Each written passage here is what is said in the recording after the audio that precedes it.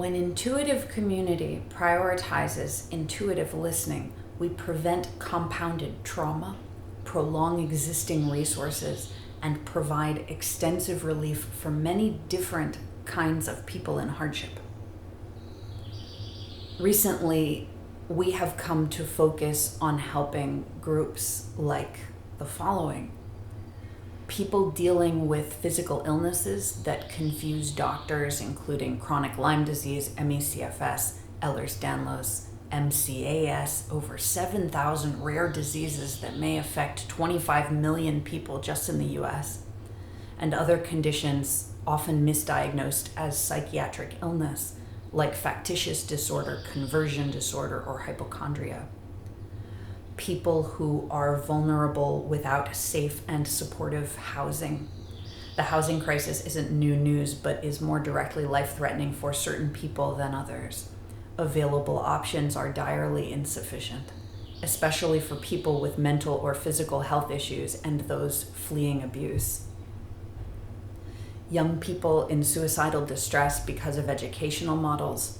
While there are supportive, self-directed models of education that are life-saving for many young people, they are typically inaccessible and underfunded.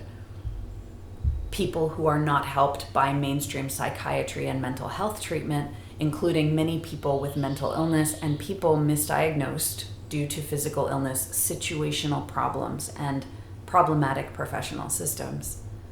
People in suicidal distress caused by unbearable situations with practical steps needed.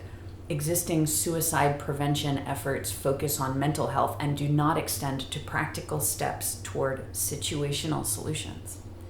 This is acknowledged by suicide prevention researchers at the CDC who say, despite this call to action to address situational community and financial factors, suicide prevention largely focuses on identifying and referring suicidal persons to mental health treatment and preventing reattempts. People overwhelmed to extremes while acting as caregivers, advocates, financial providers, and allies for people in distress. Much more can be done to support them and to support carers, especially by raising awareness and appealing to the public for help. Most press coverage of caregiver distress is about people caring for elderly family members, but the issue is much broader.